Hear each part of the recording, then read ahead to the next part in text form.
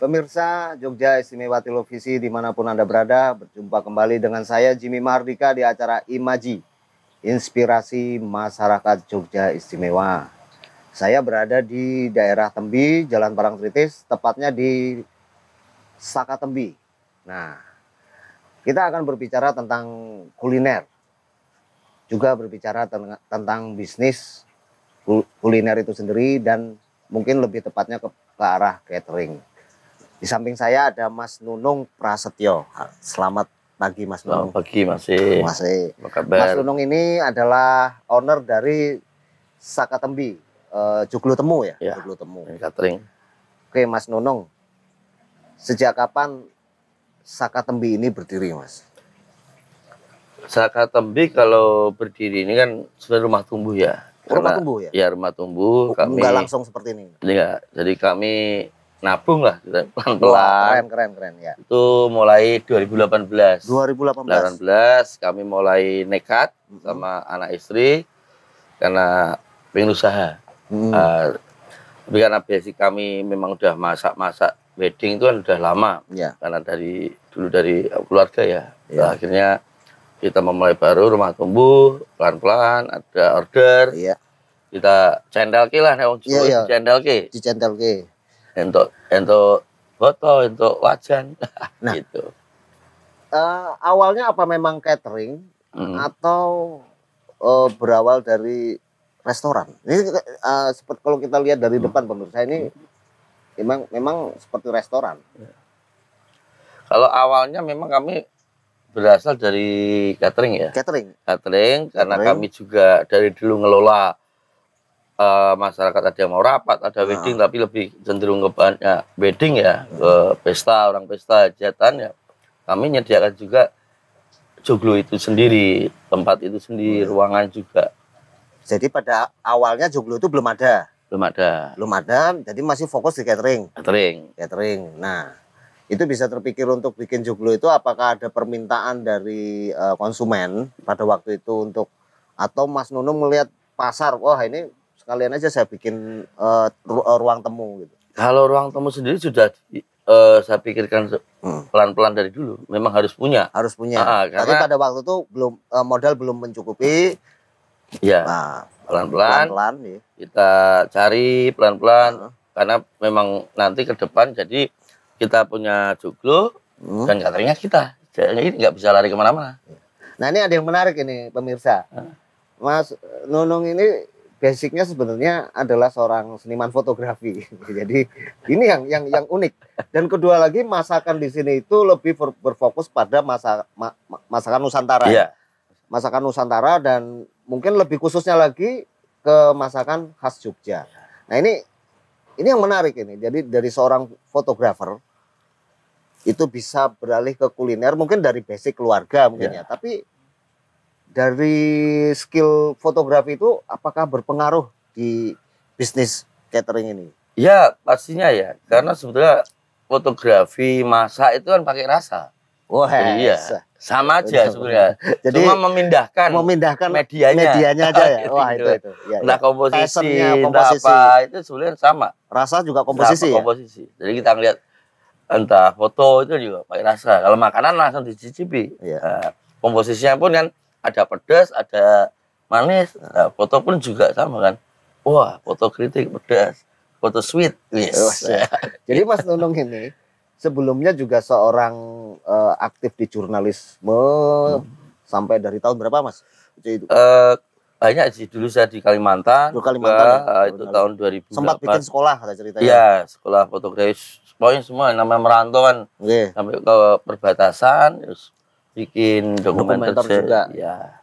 Akhirnya balik lagi meneruskan kuliner, juga balik lagi ke komunitas saya, Ruang Mes 56 juga sebagai apresiasi seni juga gitu loh. Walaupun sekarang lebih cenderung masak, tapi setahun sekali saya tetap bikin karya seni. Gitu. Nah ini, jadi sebenarnya memindahkan rasa itu bisa dipindahkan ke media apapun.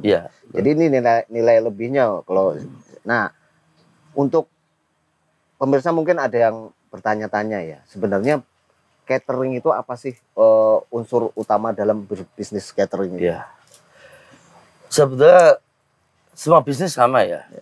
Ketika kita niat, totalitas, ya sudah jalan. Dan satu lagi, kita suka sama kerjaan kita sendiri tuh. Senang, suka, dan tidak mengeluh. Apalagi catering ya. Kalau catering wedding itu bisa 24 jam. Acara besok pagi nih. Iya. Jam 7, jam 8 berarti kita tadi malam nggak tidur pasti itu. Nggak tidur. Karena nyiapin acara, belum lagi kalau kami juga udah merambah ke dekorasi kemana, jadi udah total semua, udah include kan, otomatis kita punya tim ini ngecek semua supaya terbaik nanti. Jadi intinya itu tekad ya, apapun bisnisnya tekad. Pastinya dong. Nah, dengan hubungannya dengan seni banyak ya. Banyak. Wong kita menata komposisi orang wedding ya udah hati tuh. Wedding. Jadi intinya tekad dan dari hati itu ya. Senang. Nah, kalau senang kan kita mau jam berapapun siap. Wah, itu. Jadi mungkin uang itu akan menjadi bonus ya akhirnya. Yeah. Jadi senang dulu baru pasti. Bisa. Mulai merambah ke sempat buka restoran ya? Dulu waktu kuliah di Pawiro-Taman. Enggak yang di sini? Iya, sini ada. Kemarin kan karena ini masa pandemi ya. Masa pandemi. 2018 kita mulai, 2019 kita resmikan, baru setengah tahun, sudah pandemi. Nah, ini bangkit lagi dengan catering itu. Iya, sempat pandemi juga kita buka, tapi kan naik turun PPKM ini ya udahlah. Cukup aja karena nanti kan kos biaya untuk pekerja untuk ini juga nggak tinggi, dan kalau ya kebijakan pemerintah bagus karena kami juga ngikutin aturan-aturan ya. Karena ini kan masalah kesehatan juga. Sehat nomor 1 karena masa-masa kayak gini. Nah, yang menarik lagi dari cateringnya Mas Nunung ini saya sempat lihat-lihat ya. Itu mengutamakan masakan lokal Jogja. Betul. Atau mungkin lebih luasnya masakan Nusantara. Tapi lebih konsen di lokal Jogja. Betul. Nah, itu cari resepnya gimana? Apakah memang dari orang tua warisan atau memang Mas Nunung itu research tanya, masakan gudeg itu seperti ini yang asli begitu. Ya pertama itu kan saya kan lahir di Bantul ya. Saya wong desa, wong Yogyo. Dan dari kecil udah sering makan itu. Kalau resep itu kan sebetulnya kan warisan toh. Dari keluarga saya, dari besar ataupun dari ibu pun, dari Simbah ataupun dari mungkin keraton atau mana ya, itu kan udah ini ya. Yang kita itu tinggal ngembangin ya. Dalam artian pakemnya ada. Masakan tuh sama. Bawang ini segini ini, tapi kadang kan yang masak ini beda. Jadinya beda, tapi kita dengan selera saya pribadi, jadi apa yang saya rasakan, sana seperti ini jadi ya udah kita punya patokan sendiri itu. Dan yang penting kita tuh kan kaya raya. Kaya raya, ini bumbu dan macam-macam. Mau sini pindah itu setengah jam lagi ke Klaten Solo aja udah beda bumbu. Apalagi yang semakin jauh. Justru itu makanya saya juga concern pengen ini loh, bahwa ini warisan nenek moyang kita ya harus kita jaga gitu. Dari segi konsumen gimana? Ya menarik. Memang sekarang mereka tertarik dengan masakan lokal Jogja seperti itu. Pasti. Kan sebelumnya mungkin ada yang masakan nasional apa segala. Kalau konsumen banyak sih dari dulu, istilahnya benar-benar Mas, ono brongkos nggak Mas? Brongkosnya nek sampean tuh, teman saya pakai tempe semangit. Jadi baunya itu ada itu. Jadi hal-hal kadang ono sambal tempe bosok, enak. Padahal kita tuh nggak mau, tapi kalau udah rasa, waduh beda. Padahal tempe udah busuk. Komposisi kecil itu tuh, itu yang mengcombine. Kalau di seni itu kan ada namanya kalau nirmana. Jadi apapun warnanya itu harus dikomposisi akan jadi indah. Iya, betul. Jadi walaupun masakan ini dalam tanda kutip mungkin fermentasi ini punjulan lah. Saya nggak ngomong bosok ya. Jadi fermentasinya itu terlalu jauh, harus dikombin dengan yang segar-segar ya. Betul, itu berguna sekali ya pada waktu kuliah seni ya dulu ya. Betul. Karena kami juga misalnya masak-masak ya dengan benar-benar bumbu yang harus, karena kembali lagi ke kita, Mas. Iya. Nah ini bumbunya lokal nggak? Lokal semua. Lokal semua. Ada yang saya nanam juga ada. Oh iya. Iya. Yang ditanam apa? Ya bonsai-bonsai sing pandan, jahe yang kecil-kecil tuh ada lah, gitu loh. Ya paling enggak kalau nggak punya belanja tuh, oh ada ini model. Ini model dijual. Ini prosesnya dari 2018 sampai tumbuhnya Joglo berapa tahun? Ya sampai setahun sih. Setahun. Kurang lebih setahun. Luar biasa. Itu memang benar-benar dari nol ya? Dari nol. Bukan ada suntikan dana tersendiri atau memang benar-benar dari... Sebenarnya suntikan dana ada waktu awal, karena ini yang nguruk juga tuh. Oh iya. Nguruknya aja udah. Iya. Ini tapi ya berproses. Iya, kalau properti ya. Tapi maksudnya bisnisnya itu memang benar-benar dari modal seminim mungkin ya? Seminim mungkin. Nah ini gini Mas. Mas Nunung. Iya. Ada banyak kan kita lihat restoran itu tutup. Ada yang langsung bikin, mungkin yang bagus kan banyak banget. Bikin langsung besar, tapi tidak sustainable. Maksudnya tidak bisa hidup dalam jangka waktu yang lama. Mungkin dalam waktu setahun terus tutup. Itu kendalanya kenapa? Kalau kendala mungkin pribadi perusahaan ya. Cuma kalau secara umum. Ya, aduh saya nggak boleh menilai orang lain. Nggak etis. Iya. Tapi kalau aku boleh cerita, karena dari pengalamannya Mas Nunung. Pengalaman saya itu kan, kalau umpamanya bikin seperti ini, kalau orang baru lihat kan, wah ini bikin ini modal langsung bikin langsung besar kan rata-rata. Copy paste lah istilahnya. Saya kesini, wah aku pengen punya restoran kayak Saka Tembi. Saya akan menilai dari aset ini segala kan. Itu kan besar sekali.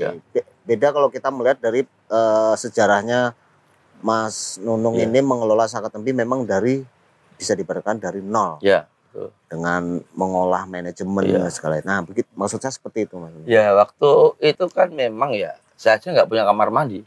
Udah nekat di sini. Pada waktu itu? Iya. Tekad. Hampir 2 bulan sambil bikin kamar mandi, saya sama anak dan istri itu kalau pagi ke masjid, kalau enggak ke pom bensin. Serius? Di sini? Iya. 2018 itu? Iya, betul sekali. Itu hampir 2 bulan. 2 bulan itu kalau mau mandi? Mandi sumur ya? Toilet. WC itu saya harus ke masjid ataupun ke mana? Pom bensin.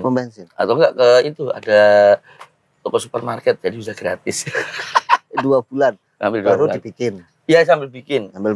Terus kekuatan kami adalah saya dengan istri ya. Karena sama ketika awal saya nggak bisa gaji siapapun, makanya sampai marketing saling ini yang belanja siapa nanti sip-sipan sama istri saya. Gitu. Waktu itu cuma berdua. Itu saya pelan-pelan. Itu ada yang udah berbentuk catering atau? Kalau catering udah lama sebetulnya. Udah lama. Udah lama. Dan artian kita TikTok kerjanya udah paham lah. Gitu. Iya, karena memang dari orang tua, dari sejarah keluarga ya. Betul. Ya kami waktu itu cuma muterin uang DP sih. Wah. DP. Tapi kan menariknya dari sini kan ada yang meneruskan usaha keluarga itu memang murni hanya meneruskan. Iya. Kalau ini Mas Nunung lepas ya. Lepas sendiri, cuman bekalnya ilmu. Jadi dari orang tua cuman diwariskan ilmu sama yang dari Mas Nunung sendiri tekad, terus ada dari Mas Nunung sendiri itu ada nilai tambah seni itu tadi ya. Ya, dan juga brand kami juga beda. Orang tua saya memang didiknya keras. Untuk itu jangan sama bilang jangan sampai kita brand sama. Rasakan beda-beda. Oke. Jadi orang tua juga jalan. Brand, orang tua juga jalan. Iya jalan, cuma brand kami beda. Jadi rasa boleh dikatakan mirip, boleh dikatakan tidak. Jadi kita saling punya tanggung jawab sendiri-sendiri gitu. Nggak beban, wah ini dari orang tua, saya harus malah nggak eksplor nanti. Nurutin bumbu ya. Ini kan bagaimana kita bereksplor, seneng-seneng eksplor masa ini nih dengan brand sendiri gitu. Nah, pada awalnya dulu untuk menggait konsumen seperti apa? Apakah konsumen dari keluarga itu ditarik atau Mas Nunung membuat segmen konsumen sendiri? Kalau konsumen tuh ya aku kebetulan tuh kan ya nggak seneng punya banyak teman. Wah, itu dan nggak punya malu. Koneksi. Jadi ya. ketika dalam bisnis koneksi. Ya, ketika nongkrong ini ada denger, wah mau saya aja. langsung menarik diri. Aku wae. Tenang aja. Bisa. Wah, tapi dananya bisa. Iso ya. Bisa Semua dulu kan, pokoknya. ya niat kita kan ketika gini kan rasa itu kan bagaimana orang pesan itu senang dulu. Ya memang harga harus lah ya. Tapi kan nggak harus harga ini segini ya. Nah, saya nggak gitu. Adanya sih siap. Nanti dapatnya ini. Gimana? Sisi kan berjalan itu loh. Jadi nggak saklek lah. Iya. Pokoknya dari situ ada juga nih cerita lucu nih. Itu yang membuat saya bisa bikin joglo ini ya. Wah. Nah, itu tuh tiba-tiba tuh belum ada lantai, belum ada. Itu tuh ada konsumen dan saya nggak kenal. Konsumen? Padahal dari kota, dari daerah Kemetiran sana. Datang mau nikah. Wah, saya bilang nih, kapan nikah? 2 bulan lagi mas. Hampir 2 bulan setengah lah. Itu nggak kenal? Nggak kenal. Loh mas belum jadi ya gitu. Tapi saya mau nikah sini loh. Nah ini belum jadi ya. Nah, jadiin gimana? Pikir. Akhirnya saya bilang, wah lumayan nih, nek bisa aku minta uangnya dulu, tak bangun. Maksudnya kan aku beli ini ya. Malah dikasih kok. Malah dikasih. Dikasih. Ya udah mas, dihitungin tak kasih. Saya pokoknya pengen di sini, gitu kan? Aku siap. Ya wes, pelan-pelan itu lah, jalan jadi. Waktu itu masih tanah nih, halaman tanah. Saya nyerah seminggu kurang. Uangnya udah habis, jadi depan tuh masih tanah. Nggak apa-apa. Tinggal modal untuk masak toh ya? Sirami aja gitu. Sirami aja. Ada orang nggak tahu tiba-tiba. Klien lagi, konsumen lagi. Masukin DP, jadi aku nggak pernah waktu awal yo. Untungnya ya, konblok, alat, tembok, cat, ya gitu. Yang penting bisa hidup dulu ya. Dan yang pasti sebetulnya itu kan marketing langsung. Orang langsung ngicipin masan saya. Ya, bisa saya simpulkan gini. Jadi dalam berbisnis itu uang yang didapat itu dijadikan lagi investasi. Betul. Investasi untuk bisnis itu sendiri. Betul, betul sekali. Bukan dibelikan atau dihabiskan. Iya, dijadikan aset. Iya. Aset tapi bukan aset konsumtif. Iya.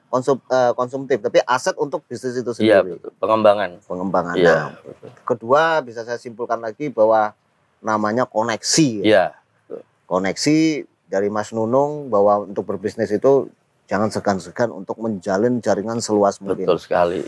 Yang ketiga adalah tekad. Iya. Tekad. Nah, kalau tekad semua orang pasti tahu ya. Tapi yang ada satu lagi nih yang penting kalau menurut saya itu. Kayak hal yang di atas tadi mungkin itu hal yang umum ya di dalam bisnis. Tapi namanya memberikan nilai lebih dari skill apa yang kita dapat sebelumnya. Jadi kalau pemirsa dulunya adalah seorang ilmu komunikasi atau engineer, arsitek, walaupun bisnisnya itu di luar dari apa yang dia pelajari, itu malah bisa menambah namanya pembeda dalam bisnis itu.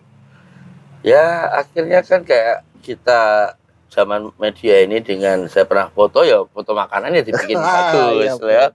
Wah ini, Jadi inilah. Oke, nanti kita lanjut pembicaraan tentang lebih spesifik tentang masakan lokal ya. Begitu pemirsa, obrolan singkat kita tentang lika-liku bisnis kuliner, terutama bisnis catering bersama Mas Nunung Prasetyo. Sampai jumpa di acara Imaji selanjutnya. Sampai jumpa. Terima kasih.